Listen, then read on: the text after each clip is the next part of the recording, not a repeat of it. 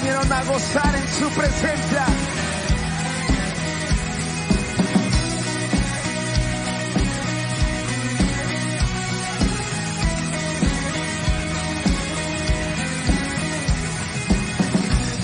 El poder del pecado, su amor es fuerte y poderoso. Dile, el Rey de gloria, el Rey de majestad.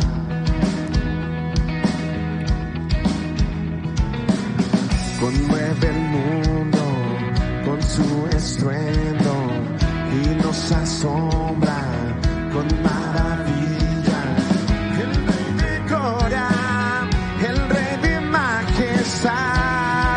Vamos pues, cántale.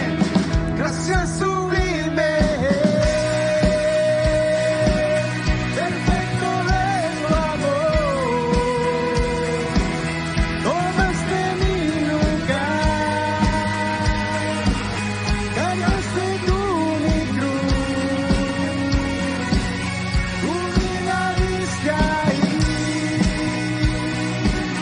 Y ahora libre soy.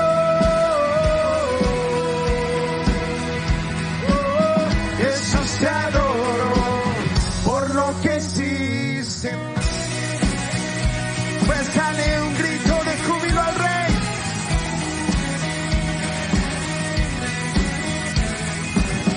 Pusiste en orden todo el caos.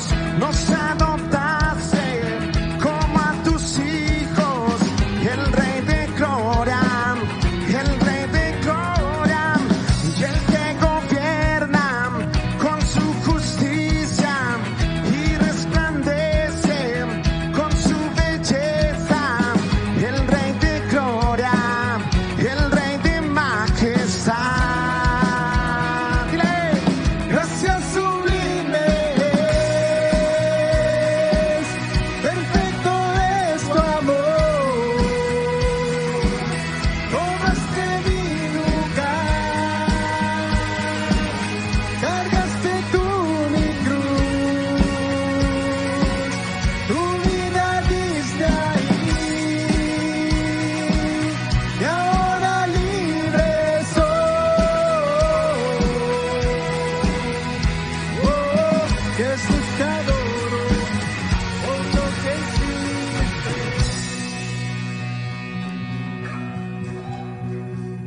Digno es el Cordero de Dios. Digno es el Rey que a la muerte venció. Digno es el Cordero de Dios. Dile, digno es el Rey que a la muerte venció. Digno es el Cordero de Dios. Digno es el Rey que a la muerte venció.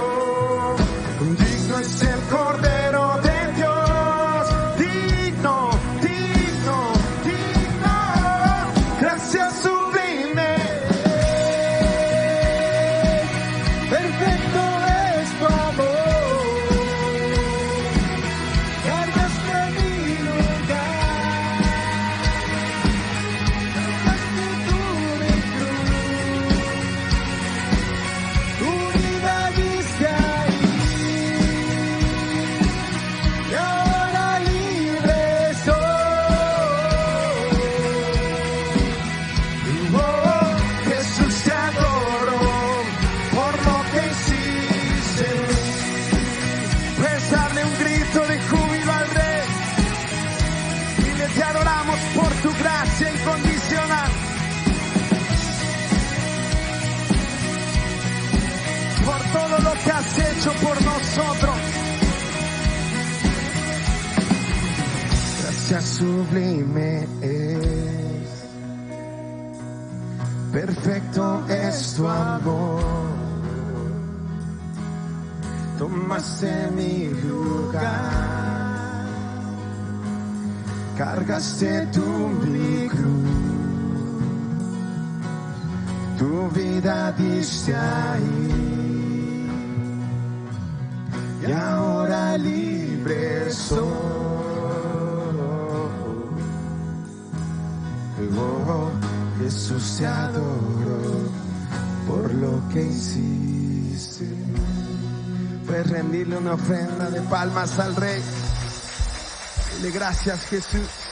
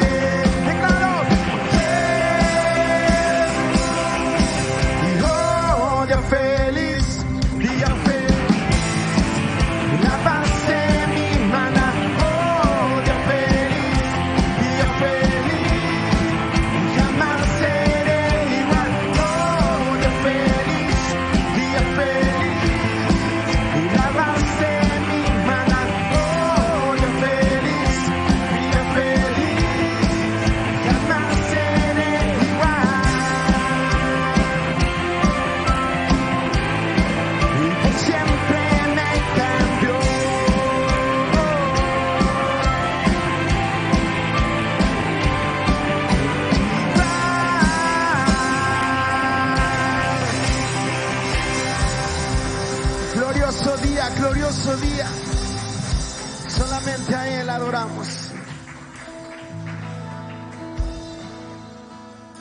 solamente a Él adoramos. Puedes levantar tus manos,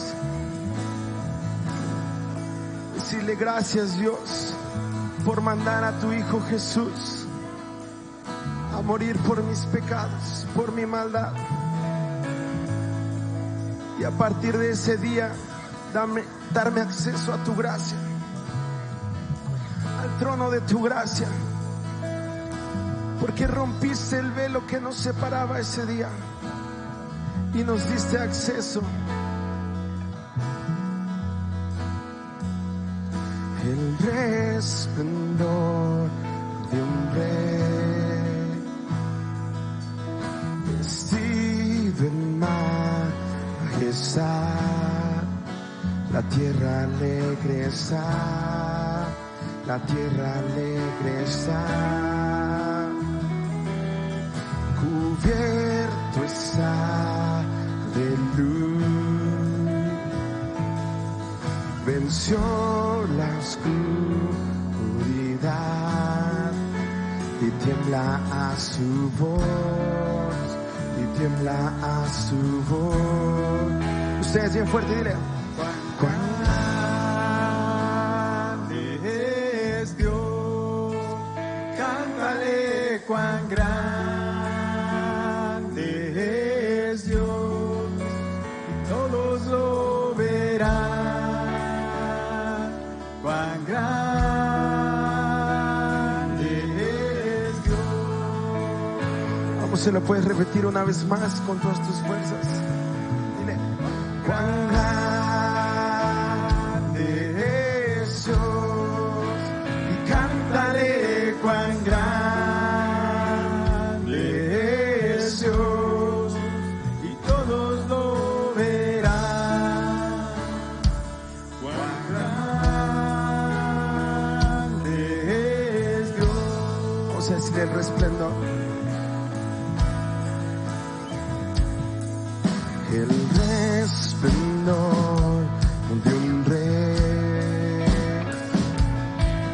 vestido en majestad, la tierra alegre está, la tierra alegre está, cubierto está de luz, venció la oscuridad y tiembla a su voz, y tiembla a su voz. Cuán grande es Dios, y cántale cuán grande es Dios, y todos lo verán.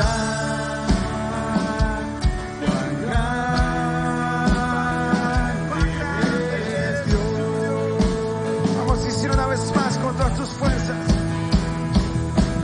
Cuán grande es Dios, cántale cuán grande es Dios, y todos lo verán. Cuán grande es Dios. Vamos a decirle día a día.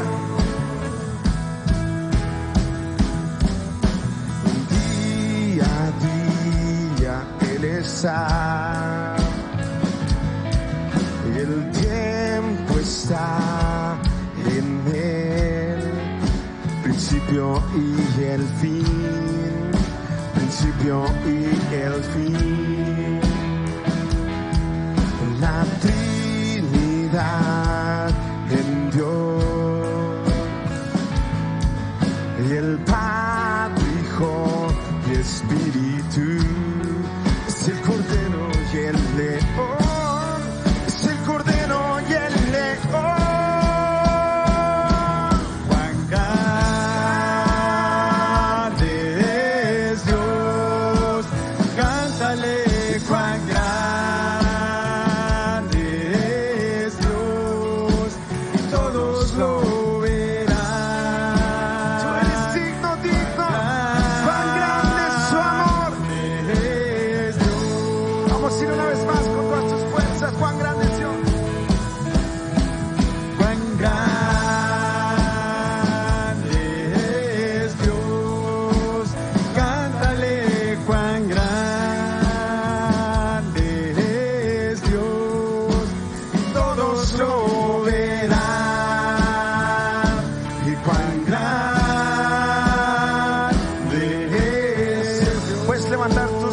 decirle su nombre.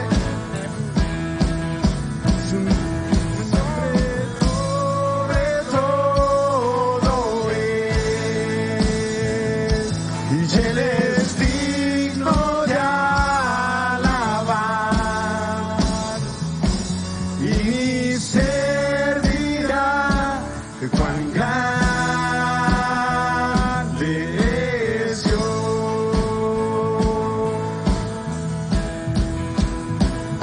Su nombre es sobre todo es, y Él es digno de alabar, y mi ser dirá que cuán grande es Dios,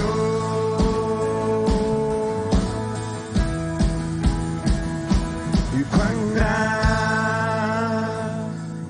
es Dios. Dale, cuán grande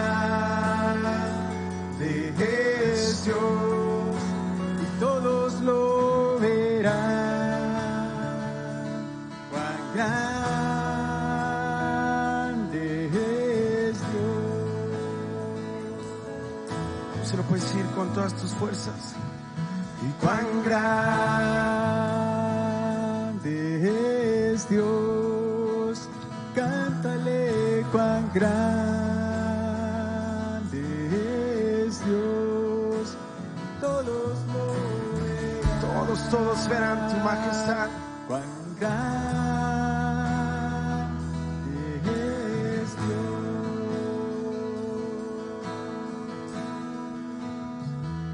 Y cuán grande es Dios. Cántale, cuán grande es Dios. Todos lo cuán grande, cuán grande es Dios.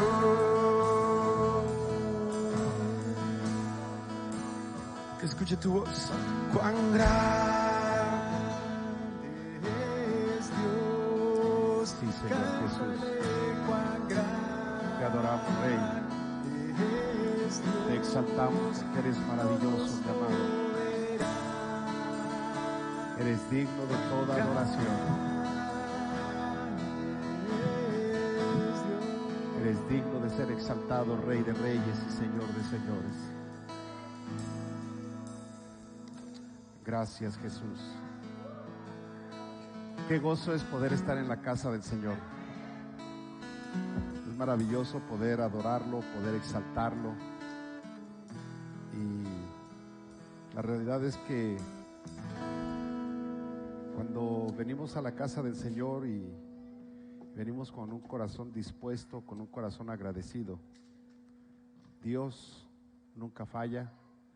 Dios siempre tiene una palabra para nuestra vida y Dios siempre está con nosotros. Así es de que es maravilloso el poder estar en la casa del Señor y le doy gracias a Dios porque son tantas las misericordias del Señor que, bueno, la misma Biblia dice que si tuviéramos que escribirlas no alcanzaríamos. Un libro no sería suficiente para escribir las maravillas del Señor. Y en esta noche queremos darle la bienvenida. Hay alguien que nos está escuchando, Luis Rojas, que Dios te bendiga. Es un gusto poder saber que estás con nosotros. También está con nosotros gente de la Ciudad de México. Y bueno, pues también le damos la bienvenida a Humberto. Sabemos que Humberto anda de vacaciones, pero gracias a Dios que aún él está conectado para conocer y escuchar la palabra del Señor. Y a todos nuestros amigos que seguramente están siguiéndonos y que no les vemos o no sabemos si están ahí, que Dios les bendiga. Es un gozo, es un gusto poder estar o poder saber que ustedes están entonizándonos y saber que Dios habla a sus vidas. Bien, vamos a seguir con nuestro estudio de la carta a los Romanos, ¿verdad? Yo no sé ya cuánto tiempo llevamos con Romanos y apenas vamos con la mitad del libro. Pero ¿cuántos están aprendiendo de la carta a los Romanos? ¿Sí? ¿Sí estamos aprendiendo o no? ¿Verdad? Entonces, hoy vamos a ver lo que es la misericordia. Y hablar de la misericordia, el diccionario lo define como inclinación a sentir compasión por los que sufren. Esa es misericordia. Y no solamente sentir compasión, sino ofrecerles ayuda. Eso es misericordia. Pero también la misericordia es la cualidad de Dios en cuanto a ser perfecto, por la cual perdona los pecados de las personas. Y a eso el diccionario lo define como misericordia divina. Entonces, nosotros a través de la misericordia es que Dios nos perdona nuestros pecados. Y eso es motivo para darle la gloria a Él. Y hoy nuestro fundamento bíblico es la carta a los Romanos, capítulo 9, verso 15. Y este pasaje bíblico nos dice, Romanos 9, capítulo 15, dice de la siguiente manera: pues a Moisés dice, tendré misericordia del que yo tenga misericordia, y me compadeceré del que yo me compadezca. Wow, esto está tremendo, ¿sí? Y hay algo interesante que yo quiero decirles. Hay mucha gente que en esto, o en estos pasajes, en un pasaje que está en este mismo capítulo, un verso más adelante, hay mucha gente que dice que entonces como que Dios tiene títeres, ¿no? Y que entonces al que tiene misericordia pues lo salva, y del que no tiene misericordia pues se va al infierno. Pero eso no es lo que la Biblia nos enseña. En realidad la Biblia nos está hablando y está diciendo, repito nuevamente el pasaje bíblico, Romanos 9:15, dice, pues a Moisés dice, tendré misericordia del que yo tenga misericordia, y me compadeceré del que yo me compadezca. Y vamos a ver entonces, para entrar en tema, vamos a ver, se me olvidó poner aquí. Para entrar en tema, vamos a ver entonces lo que es, ya decíamos lo que es la misericordia en cuanto a al diccionario bíblico, pero también quiero que comprendamos nosotros que el significado para la palabra misericordia en este pasaje bíblico, que es similar al del amor y a la gracia, ya lo vimos que así es, ¿verdad? Porque la misericordia divina va enfocada precisamente a perdonar pecados. Y perdonar pecados es algo que tú y yo pues no teníamos manera de poder ser perdonados, pero la misericordia de Dios es la que nos perdona, ¿sí? O Dios a través de su misericordia nos perdona. Ahora, entonces Pablo utiliza, decía, la palabra misericordia para referirse al plan general de Dios de salvar a la humanidad, tanto a judíos como a gentiles.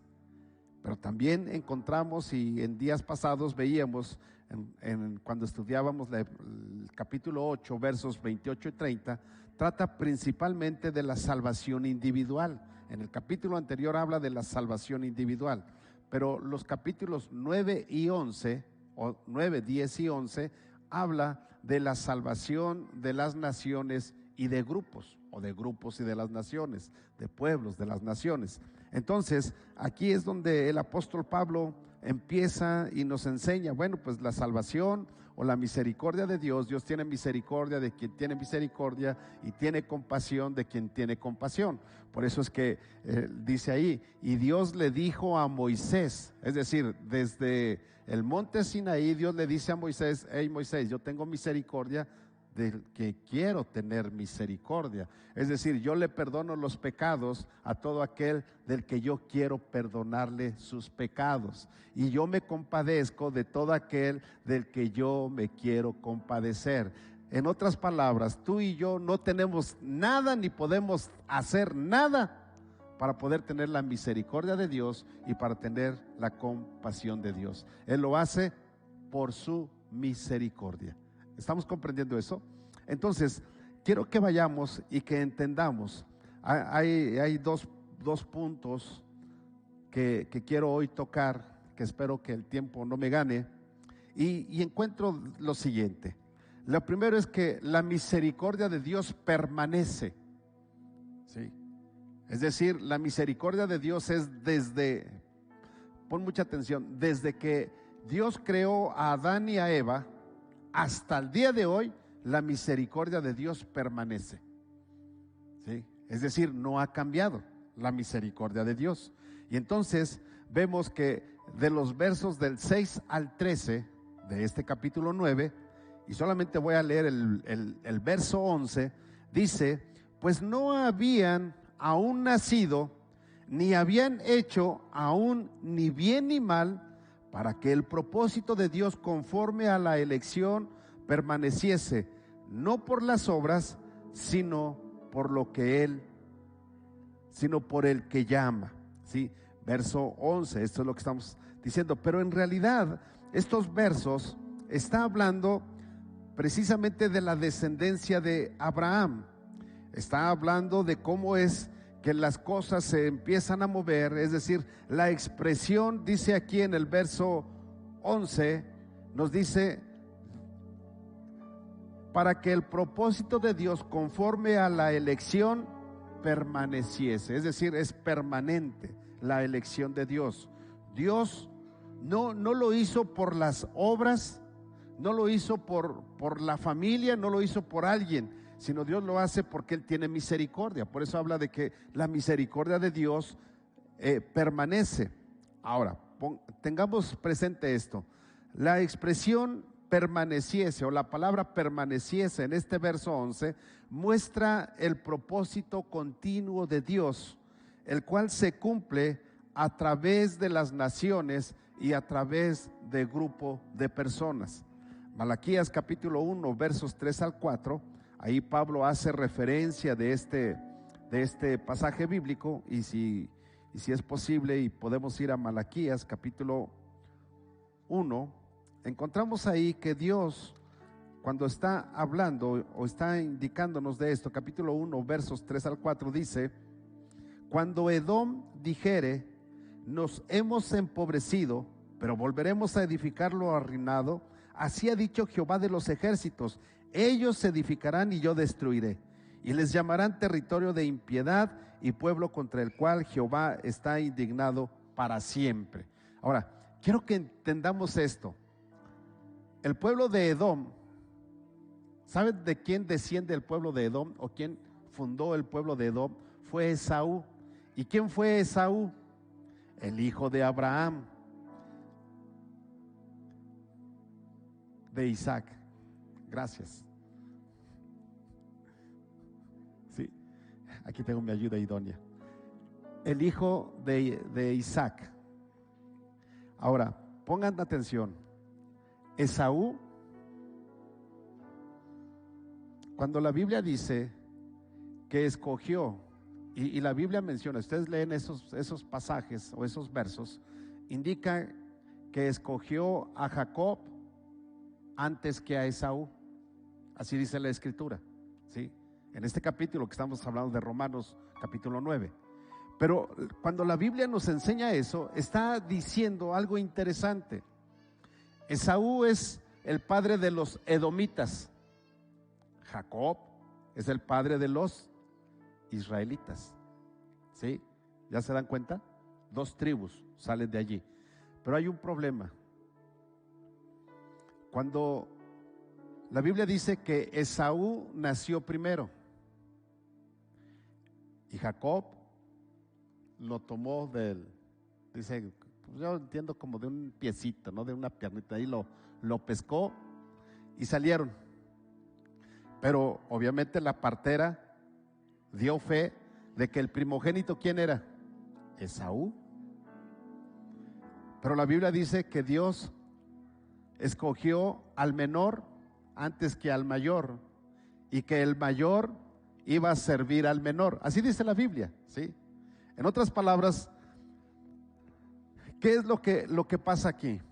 Dios sabe lo que tú y yo, o sea, tu historia ya está adelante. Tu propósito ya está adelante. Dios ya lo conoce.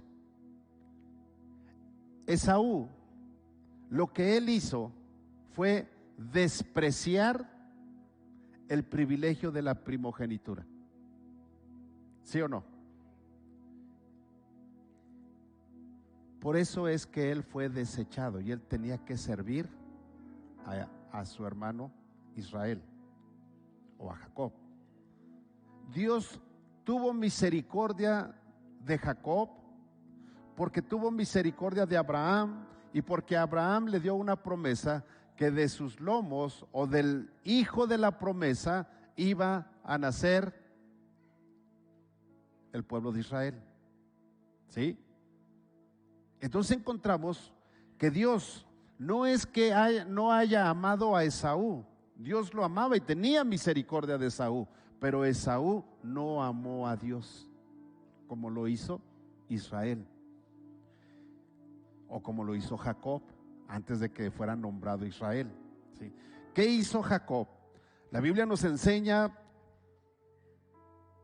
y nos dice ahí, no nos dice qué edad tenía, pero lo que sí nos dice la Biblia es que Jacob, él, y la Biblia lo menciona, que era un jovencito débil y miedoso, temeroso, miedoso más que nada. Pero Jacob, dice la Biblia que su mamá de Jacob lo observaba y Dios le había dado una promesa, que el pequeño sería más grande que el mayor. Ahora, quiero que entendamos esto. Miren, hoy en día encontramos a gente que el hermano mayor no siempre es el que toma la batuta cuando falta papá o mamá. A veces lo toma otro.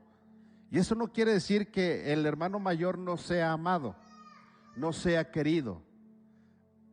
Pero Dios tiene propósitos para cada uno. ¿Se han dado cuenta que en las familias no siempre el mayor es el que se hace responsable de todos los demás? ¿Sí se han dado cuenta o no de eso? Bueno, eso es lo que Dios estaba observando en Jacob y en Esaú.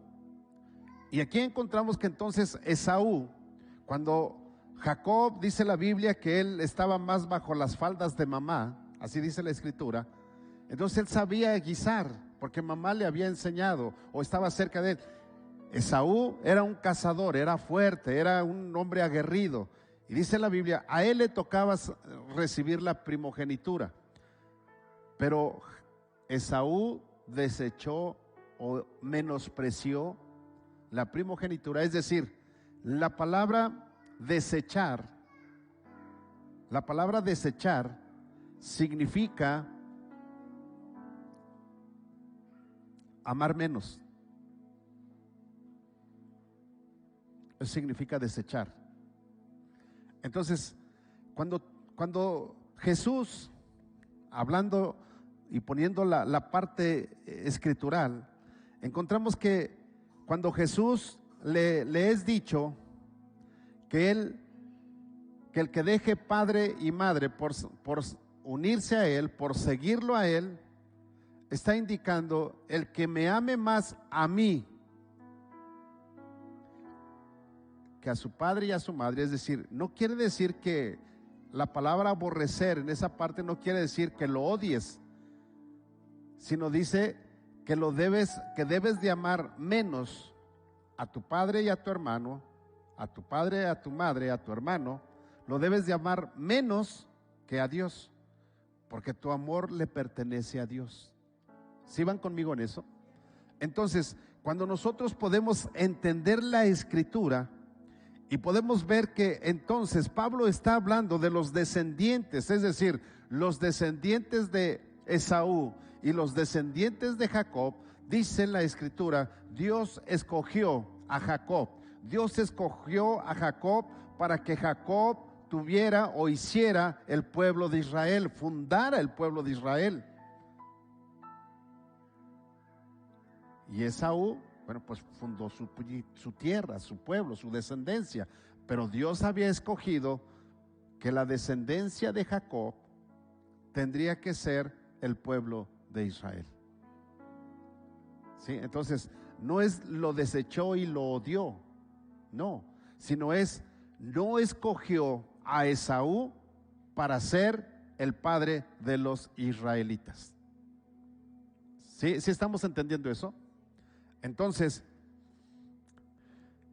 si no hubiera sido así, si Esaú no hubiera vendido su primogenitura, si Dios lo hubiera escogido para ser el padre de los israelitas, para fundar al pueblo judío, seguramente ni siquiera hubiera vendido la primogenitura. Pero Dios conoce el corazón del hombre. Y entonces Esaú amó más su cuerpo, su persona, que al mismo Dios.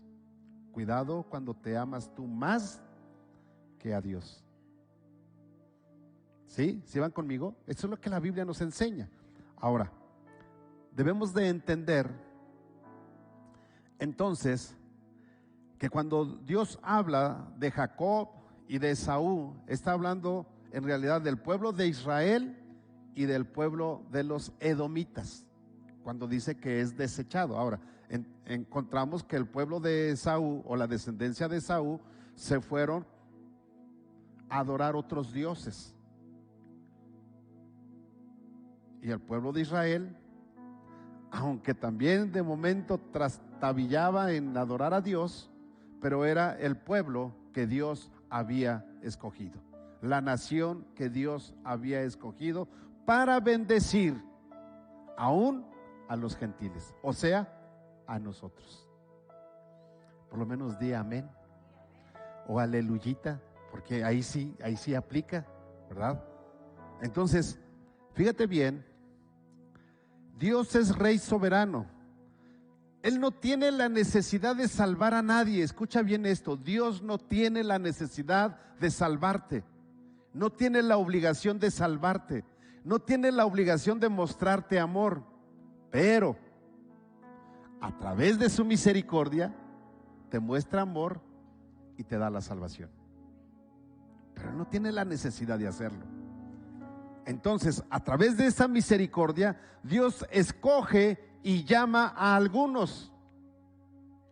Y cuando Dios escoge y llama a algunos, no quiere decir que a los demás no los llama. Dios llama a la gente. Y de todos los que estamos aquí, ahora quiero ponérselos así para que lo entendamos, de todos los que estamos aquí, y que yo un día estaba ya sentado como ustedes, Dios en su propósito divino me llamó para ser pastor. Y había mucha gente que a lo mejor quería ser pastor, pero Dios no lo había llamado, o Dios no lo llamó para eso. Es por eso que hoy tenemos pastores que de momento dicen: yo soy pastor y yo quiero ser pastor, y tienen lana, ponen su iglesia y después es porque Dios no lo llamó, Dios no lo escogió para ser pastor. ¿Está entendiendo, iglesia? Entonces, y eso no quiere decir que a la demás iglesia no la ame, porque Dios a todos nos ama por igual, y a todos Dios nos ha llamado, a todos Dios nos ha dado la salvación, a todos Dios nos ofrece el perdón de nuestros pecados en su misericordia permanente, ¿sí? Pero a unos Dios los escoge y los llama para que continúe el pueblo de Dios. ¿Está quedando claro esto? ¿Sí? Ok. Entonces, encontramos que el hijo de la promesa, ¿quién era? Isaac. Es el hijo de la promesa, ¿sí o no? ¿Qué creen? El hijo de la promesa también es Cristo. Porque Cristo, así como Isaac fue el hijo de la promesa para que se fundara el pueblo de Israel, ¿qué creen? El hijo de la promesa, Cristo, fue prometido para venir a este mundo, morir en la cruz del Calvario y hacernos hijos de Dios, parte de su pueblo. Entonces, por eso la Biblia dice, volvemos al primer verso que leíamos, al verso base, 9:15, pues a Moisés dice: tendré misericordia del que yo tenga misericordia, y me compadeceré del que yo me compadezca. Y aquí está, no está hablando de la persona, no está hablando físicamente de Jacob y de Esaú, está hablando de la descendencia de ellos, de Israel y de los edomitas. Por eso es que en Malaquías dice, aunque tú hagas esto y aunque tú levantes un holocausto, levantes ofrenda, mientras sigas en la descendencia del orgullo, de la vanidad, de la autosuficiencia, yo te voy a desbaratar y te voy a doblegar. Y pregunto, ¿acaso no Dios doblega al soberbio? Así dice la Escritura, que Dios mira de lejos al soberbio, mas al humilde lo mira de cerca. Porque los edomitas o Esaú habla del pueblo orgulloso, del autosuficiente. Jacob, Israel, habla del pueblo que se humilla y que busca ser hijo de Dios. Número 2, los descendientes de Abraham. Versos 7 y 8 dice, ni por ser descendientes de Abraham son todos hijos. Wow, está tremendo, Dice, ni por ser descendientes de Abraham son todos hijos. En Isaac te será llamada descendencia. Verso 8, esto es, no los que son hijos según la carne son los hijos de Dios, sino los que son hijos según la promesa son contados como descendientes. El trabalenguas está bueno. Yo quiero que te enfoques en esto. Y mira, la Biblia nos enseña en el Génesis que cuando Dios le dijo a Abraham, Abraham, te voy a hacer padre de naciones y vas a tener un hijo con Sara tu mujer, así. O sea, Dios fue muy específico, le dijo, vas a tener un hijo con Sara tu mujer. ¿Sí? Y la Biblia nos enseña que Sarita se rió, allá escondidita dijo, ay, pero ¿cómo va a tener un hijo? Ya se me fue la costumbre de las mujeres, soy estéril y tengo 90 años. Y luego todavía Sara se pasó de la raya. Dijo, ¿acaso este viejito podrá tener gozo conmigo? O sea, todavía dijo, ¿y este viejito todavía puede? 100 años, no, 90 años. ¿Y qué creen? Después de 10 años cayó la promesa. O sea, 100 años tenía Abraham. Pero ¿qué creen? Antes de eso, Sarita, la ayuda idónea, mujeres tengan cuidado cuando quieran ayudar. La ayuda idónea dijo, bueno, Abraham, yo ya estoy vieja. A lo mejor tú todavía puedes ser papá, pero yo ya no. Pero mira, nuestras leyes, nuestra cultura nos enseña que si yo te doy a mi sierva, a mi esclava, el hijo de la esclava será nuestro hijo, será mi hijo.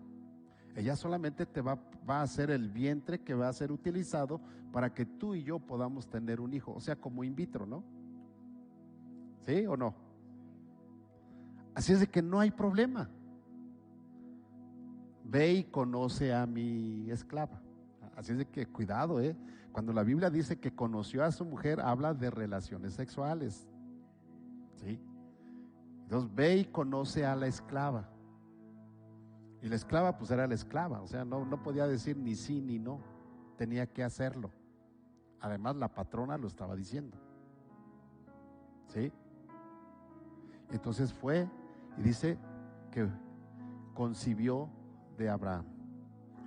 Y entonces nace su hijo, ¿verdad? Pero la Biblia nos enseña que Dios le dijo, hey, Abraham, ese no es el hijo de la promesa. Yo te prometí un hijo. Entonces Ismael no era el hijo de la promesa. La Biblia dice que es el hijo de la esclava. Así lo dice la Biblia. ¿Sí? Entonces, ¿Dios reconoció a Ismael? No. Por eso este pasaje bíblico, miren lo que dice. Vamos otra vez al pasaje. Versos 7 y 8. ni por ser descendientes de Abraham son todos hijos. O sea, Ismael era descendiente de Abraham, pero no era hijo. ¿Sí o no dice eso la Biblia? Y luego sigue diciendo, sino, sigue diciendo, son todos hijos, sino en Isaac te será llamada descendencia. O sea, ¿quién era el hijo de la promesa? Isaac. Ismael no era el hijo de la promesa. Fíjense cómo lo manifiesta la Biblia. Descendiente de Abraham. En ningún momento dice hijo de Abraham. Descendiente solamente. Pero el hijo era el de la esposa, no el de la esclava. ¿Sí? ¿Sí van conmigo o no? Así dice la Escritura. Y luego sigue diciendo, verso 8, esto es para que les quedara bien claro a los romanos, a los judíos romanos, porque recuerden que esta carta estaba escrita a la iglesia que estaba en Roma, y ellos decían, es que nuestro padre Abraham, los fariseos le dijeron a Jesús, nuestro padre Abraham, ¿verdad? Muchas veces le dijeron a Jesús, es que nosotros somos descendientes de Abraham, nosotros somos hijos de Abraham, y por tal motivo nosotros tenemos la promesa de ser bendición. No cualquiera, nosotros somos los que tenemos esa promesa, los extranjeros no. Es decir, los descendientes de Abraham, los ismaelitas, no tienen la promesa, solamente nosotros, porque nosotros venimos de la genealogía, Abraham, Isaac y Jacob. Por eso es que ellos a Jesús lo confrontaban y decían, hey, así no son las cosas, Jesús. Pero entonces el apóstol Pablo les dice, esto es, no los que son hijos según la carne son los hijos de Dios. Es decir, miren, por si ustedes no saben, ¿qué creen? Sarita dudó de Abraham. ¿Verdad que dudó de Abraham? ¿Sí o no? Pues miren que nació Isaac. Y la Biblia dice que Isaac, si no mal recuerdo, a los 40 años le buscaron mujer. ¿Cuántos años tenía ya Abraham? 140 años.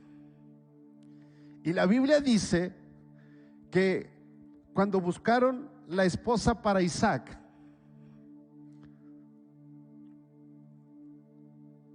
Raquel, ¿sí, verdad? ¿Estoy bien? Raquel, la mamá de Isaac. Corrígeme porque si no luego no, es Raquel, Rebeca es la de Isaac. Raquel, dice la Biblia que entonces murió la mamá de Isaac y dice que él se consoló con su esposa, con Rebeca. Se consoló. Abraham tenía 140 años, solo el viejito. Pero la Biblia dice exactamente en el capítulo siguiente, que es el capítulo 25 de Génesis, vayan al capítulo 25 de Génesis, es decir, el último versículo del capítulo 24 dice que se murió Sara y dice que Isaac se consoló en su esposa Rebeca. Y en el capítulo 25, verso 1, dice que el hombre, el viejito que menospreció Sara de 140 años ya, se casó con Sétura, aunque usted no lo crea. Y tuvo 6 hijos, todavía.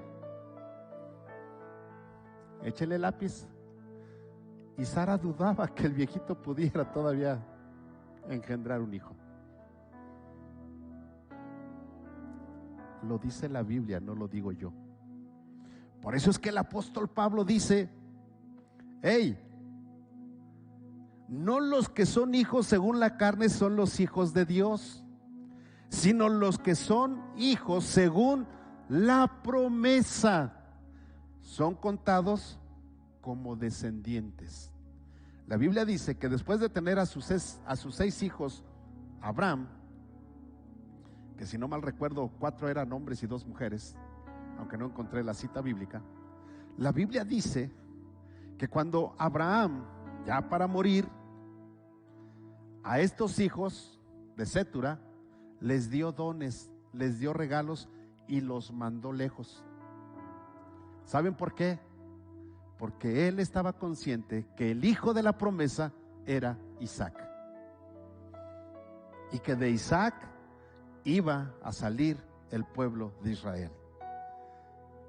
Viene Jacob, y la Biblia nos enseña que el mayor tendría que servir al menor, porque de la genealogía, el patriarca nombrado, no por orden no por ser el que haya sido el mayor, porque la Biblia dice que él fue el menor, ¿sí o no? Ya lo vimos, pero Dios lo había escogido, y él es el patriarca. Y los israelitas hasta el día de hoy dicen, nuestros patriarcas, Abraham, Isaac y Jacob, no reconocen a Esaú como patriarca. Por eso la Escritura nos enseña y dice que los hijos son todos aquellos que son contados según la promesa. Ahora, quiero que entendamos esto. Ya vimos que Isaac tuvo dos hijos, Esaú y Jacob. Lucas capítulo 14, verso 26 nos dice: si alguno viene a mí y no aborrece, es decir, si no ama menos, esa es la palabra aborrecer, amar menos. Si no ama menos a su padre y madre y mujer e hijos y hermanos y hermanas, y aún también su propia vida, no puede ser mi discípulo. Y Esaú amó más su propia vida que a Dios. Ahora sí está entendiendo cuando Jesús les dijo que no debería o que deberían de aborrecer, es decir, amar menos. Y hoy nos han enseñado también, o la Escritura nos dice, que si nosotros idolatramos algo más que a Dios, le damos el primer lugar a otra cosa que no sea Dios, entramos en idolatría, porque amamos menos. Pastor, entonces ¿qué tengo que hacer? Trabaja y hazlo bien, hazlo con excelencia, pero no ames más tu trabajo que a Dios. Cuida a tus hijos cuando son pequeños, cuídalos, quiérelos, pero no les muestres más amor a tus hijos que a Dios. ¿Están entendiendo? Quiere a tus papás, respétalos, y mucho más si no conocen de Dios, ámalos, respétalos, pero no más que a Dios. ¿Saben que hay mucha gente que ama más a sus hijos que a Dios? Y entonces, ¿qué creen? Hay muchos papás que no van a la iglesia porque sus hijos están chiquitos y necesitan cuidarlos. Eso es amar más a sus hijos que a Dios. Puedes decir ay en lugar de amén. Hay quienes se aman más a ellos mismos y no vienen a la iglesia porque sienten que es muy temprano, las 10 de la mañana. Aman más su cuerpo, su sueño, que a Dios. No ames más, no te ames más tú mismo que a Dios. Porque cuando amas más cualquier cosa o persona que a Dios, la Biblia dice que estás aborreciendo a Dios. Ahí está, esto es lo que dice la Biblia. Estamos hablando la Biblia, ¿sí o no? Ahora, Dios tenía un propósito específico con Jacob: crear la nación de Israel, crear su pueblo. La Biblia dice que a Esaú lo aborreció. Esto nos hace pensar, y mucha gente dice, lo odió, ya estaba destituido, entonces él ya no tenía manera de ser salvo. No es eso.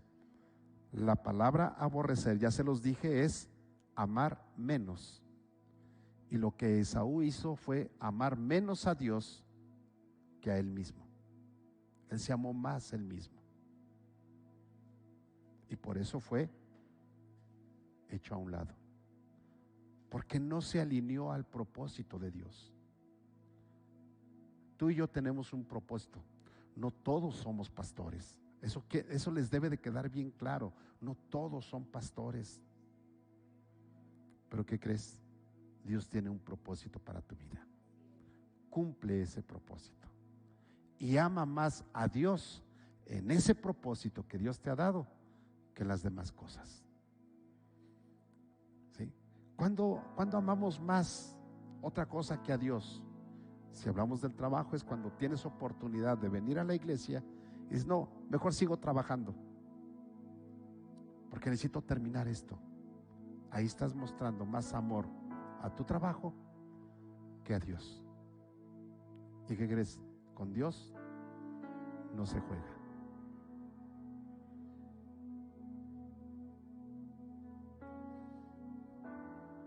Ahora, ¿qué sucede? También Dios nos habla del pueblo de Israel y nos está hablando de los patriarcas, del hijo de la promesa del pueblo de Israel, pero también encontramos de Faraón, de los gentiles.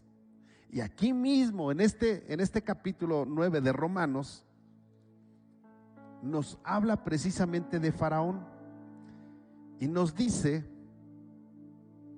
verso 17, dice, porque la escritura dice a Faraón, para esto mismo te he levantado, para mostrar en ti mi poder y para que mi nombre sea anunciado por toda la tierra, de manera que de quien quiere tiene misericordia y al que quiere endurecer, endurece. Entonces mucha gente dice, ya ese ya estaba, ya en los planes de Dios estaba que se fuera al infierno. No. Dile que está a tu lado, estabas equivocado si tú creías que era eso. No, lo que la Biblia nos enseña en realidad es que Faraón ya tenía el corazón endurecido. Porque si tú te vas a la escritura, mira, esto, la Biblia no lo relata así de esa manera, pero tratemos de recordar la historia. La Biblia nos dice que cuando hubo la sequía y los 7 años de sequía que no había alimento, José pasó a ser el segundo de Faraón, ¿lo recuerdan? Y cuando José pasó a ser el segundo de Faraón, llegaron sus hermanos que pensaban que estaba muerto y entonces pidieron que se les diera alimento, iban a pagar. Pero José, al reconocerlos, ustedes conocen la historia, dice la Biblia que pues los hizo sufrir un poquito, ¿no? De todos modos, con todo el amor que tenía José, los hizo sufrir, ¿sí o no? Así dice la escritura. Pero la Biblia dice que cuando José le dice a Faraón que es su padre, que son sus hermanos, y en realidad los hizo sufrir no por ser mala onda, sino lo que José quería saber es que si en verdad su padre estaba vivo. Por eso hizo todo eso, su padre y su hermano. Porque el hermano de sangre de José era Benjamín, los demás no eran sus hermanos. Aunque ahí la descendencia era de Jacob y se consideran de ahí las 12 tribus de Israel, ¿sí? Porque venían de la descendencia. ¿Sí van conmigo? A diferencia de Ismael, él no estaba en la genealogía. Jacob sí, los hijos de Jacob estaban en la genealogía, aunque fue algo parecido, pero estaban en la genealogía. Entonces José quería asegurarse que su papá Israel estaba vivo y que Benjamín estaba vivo. Digo, no va a decir que estos hayan hecho lo mismo con Benjamín y lo hayan vendido, lo hayan matado. Entonces él quería estar seguro. Y la Biblia nos enseña que cuando él se da cuenta que efectivamente están vivos los dos, entonces él habla con el faraón y les dice, Faraón es mi papá, son mis hermanos, y Faraón les da la mejor tierra para el ganado. Y la Biblia dice que el pueblo se empezó a multiplicar. ¿Pero qué creen? Ese faraón ya se había muerto. Del faraón que habla la Biblia después, dice que era un faraón malo y que entonces esclavizó al pueblo de Israel porque vivían en sus terrenos, los esclavizó. Y como él los esclavizó, entonces lo que hizo fue, como esclavos, los puso a trabajar.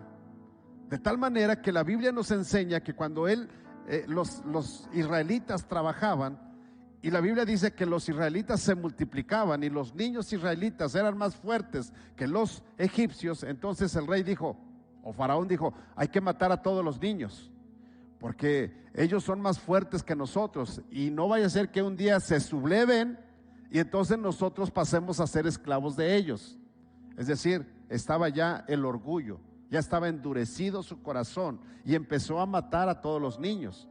La Biblia dice que Dios en su misericordia para rescatar al pueblo de Israel, porque escúchenme bien, matando a todos los niños y dejando a las mujeres, el pueblo de Israel se iba a terminar. Ya no iba a haber hijos israelitas, iban a haber hijos egipcios con mujeres israelitas. ¿Sí están entendiendo eso? Entonces la Biblia nos enseña que Dios libera al pueblo de Israel a través de Moisés. Y entonces le dice, mira, ese rey tiene el corazón duro, y lo tiene tan duro que ha querido matar a todos los niños. Lo tiene tan duro que ahora que te voy a enviar para que el pueblo de Israel pueda salir, lo tiene tan duro que les va a aumentar el trabajo. Pero tú les vas a decir que vas en el nombre de yo soy. ¿Se acuerdan de eso? Entonces el faraón tenía el corazón endurecido. No es que Dios se lo endureció, simplemente Dios no provocó que su corazón fuera humilde, que reconociera a Dios. ¿Sí? Y hay mucha gente hoy en día que puede estar en los lugares más altos, en los lugares mejores, ustedes lo pueden ver, gente pudiente no puede reconocer la misericordia de Dios. Y eso le pasó a Faraón. Por eso la Biblia dice, lo que hizo Dios fue dejar que Faraón siguiera con el corazón duro para mostrar su poder y su gloria. Iglesia, quiero concluir. Este pasaje bíblico de Romanos capítulo 9 nos enseña y nos habla de la genealogía del pueblo de Israel, pero también nos habla de los que fueron injertados, los gentiles. Pero nos dice la Escritura, versos 24 al 29 de este mismo capítulo 9, dice, a los cuales también ha llamado, esto es, a nosotros, no solo de los judíos, sino también de los gentiles.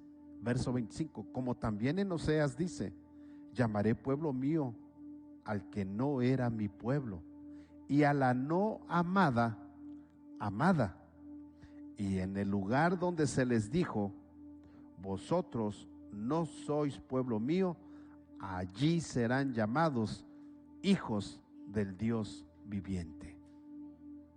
Entonces, en conclusión, desde el principio Dios se ha propuesto a mostrar su misericordia hacia aquellos que a los ojos de los judíos eran forasteros, eran extranjeros.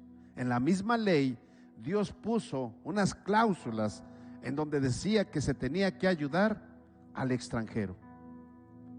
Nosotros éramos forasteros, nosotros éramos extranjeros, pero a través de Jesucristo, nosotros hoy pasamos a ser hijos de Dios.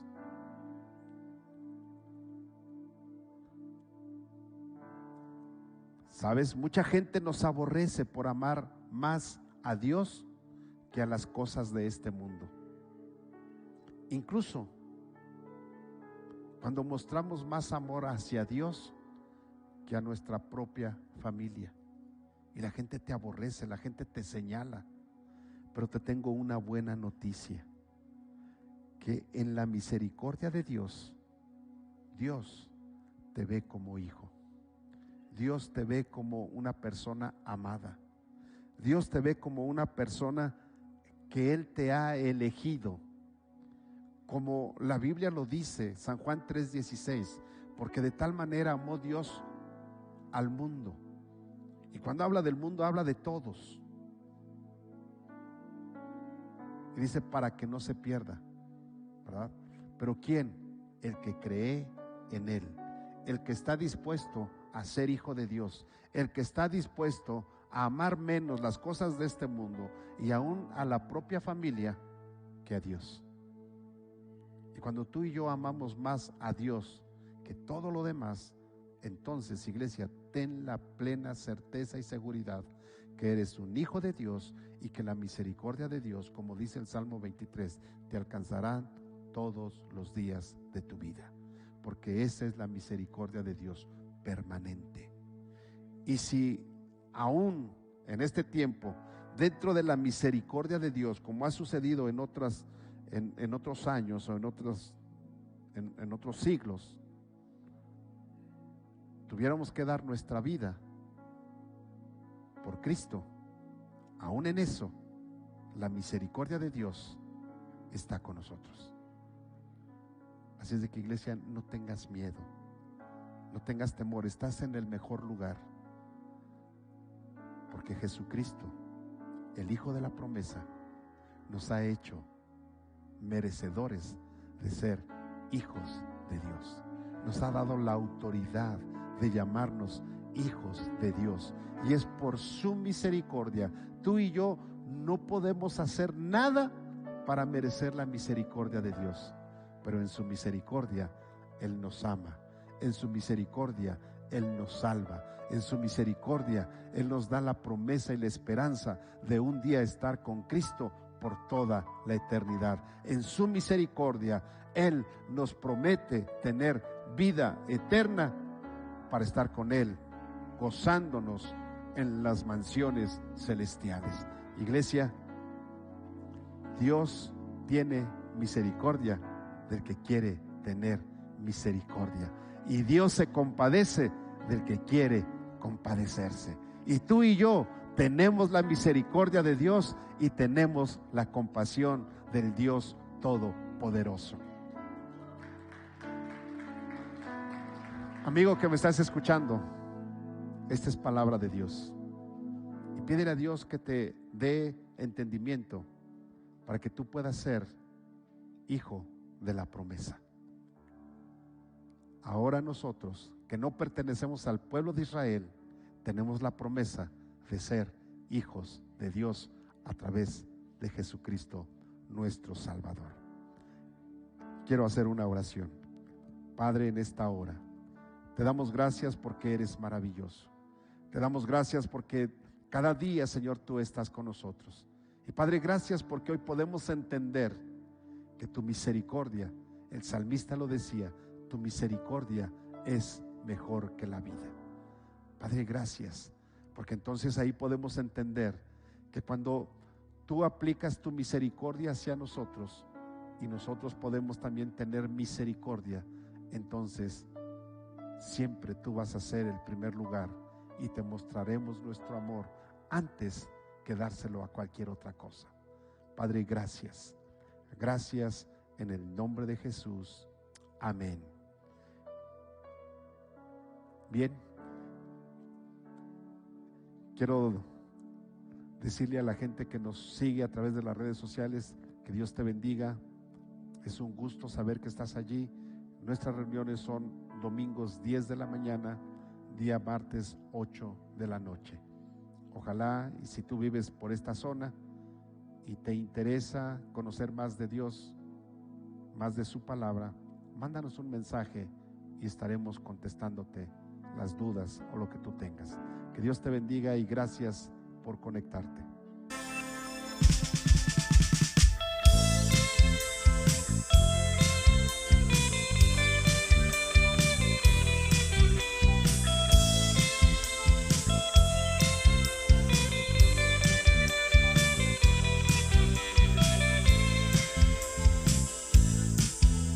La luz nos alcanzó, lo oscuro atrás